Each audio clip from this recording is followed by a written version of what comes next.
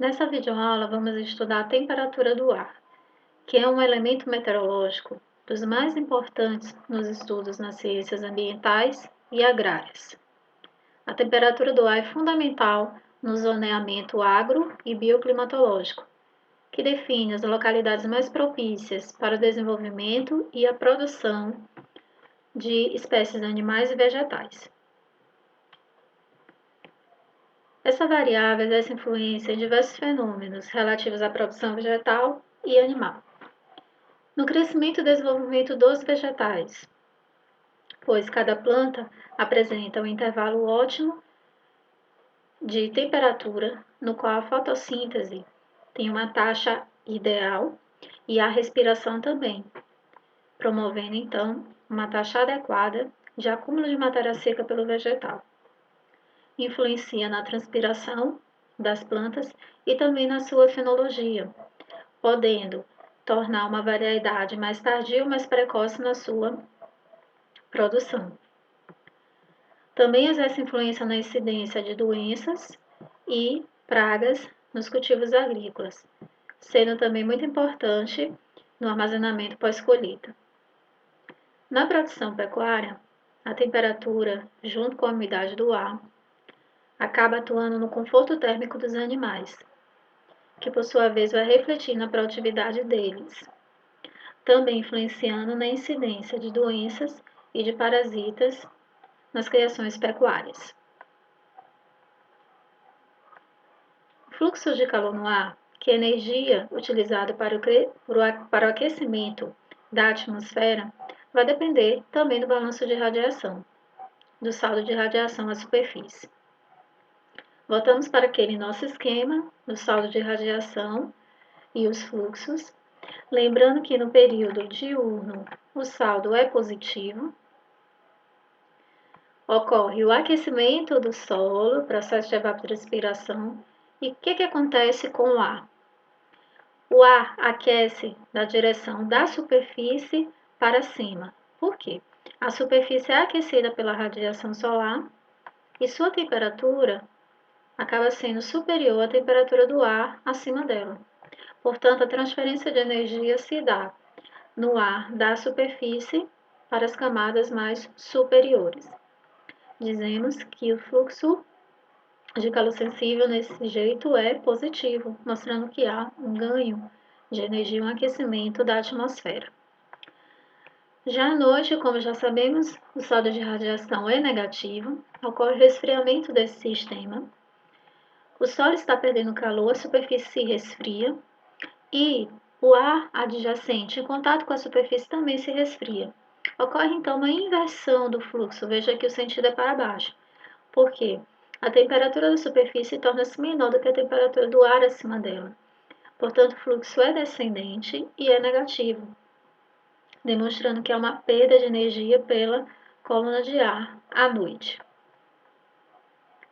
Como é que se dá esse transporte de calor sensível, ou seja, o aquecimento do ar?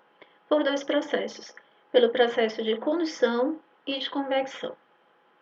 O fluxo condutivo, ou seja, molécula a molécula, acontece adjacente à superfície do solo. A superfície se aquece e, via condução, transfere calor para o ar na sua proximidade. Entretanto, o ar é um mau condutor de calor, possui uma condutividade térmica muito baixa. E o processo de condução segue, dá lugar ao processo de convecção, que se dá da seguinte forma. Esse ar aquecido tende a se expandir, torna-se mais leve, menos denso, e a sua expansão em volume se dá para cima. Então, o ar quente se eleva e, nesse processo, empurra as massas de ar que estavam aqui em cima, mais frias que ele, que são, portanto, mais densas, para baixo. O ar frio, por sua vez, em contato com a superfície aquecida, vem a se aquecer, eleva-se, e esse processo, essas células cíclicas vão se repetindo e vão promovendo o aquecimento do ar de toda a coluna de ar. Essas células caracterizam o processo de transferência por convecção, em que o calor é transferido junto com a massa, ou seja, o movimento do ar que leva calor. Então, são esses dois processos que promovem o aquecimento da atmosfera. O processo de convecção é o que domina, é o mais efetivo, pois a condução só se dá nas proximidades com o solo. Trazemos aqui um gráfico mostrando a variação da temperatura do ar no curso de um dia, 24 horas, para diferentes altitudes. Então, foram colocados sensores de temperatura 10, 40, 160 e 640 centímetros acima do solo.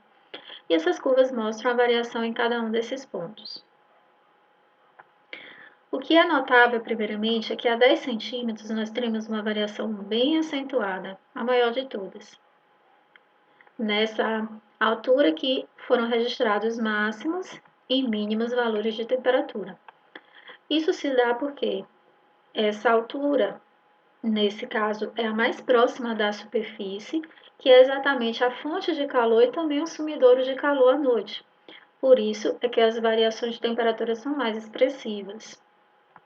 Observemos que à medida que afasta da superfície, chegando aqui a 6 metros, 640 centímetros, a variação é mais tênue, pois, estando mais longe da fonte do sumidouro de calor, as temperaturas não vão variar tanto no processo de aquecimento e resfriamento do ar. O que observamos também nesse gráfico é que no período do dia, veja aqui do nascer até o pôr do sol, o fluxo é no sentido da superfície para cima, tá? Porque as temperaturas são maiores a 10 centímetros e menores a 640 centímetros. Então, o calor está sendo transportado da superfície para as camadas mais superiores. E à noite, nós temos o sentido inverso do fluxo de calor sensível. Por quê? Lá em cima, a 640 centímetros, é que está a maior temperatura, observe, no período noturno. Vejam. E a 10 centímetros, que é aqui mais perto da superfície, é que está a menor temperatura, ou seja, uma inversão no sentido do fluxo, como falamos no slide anterior.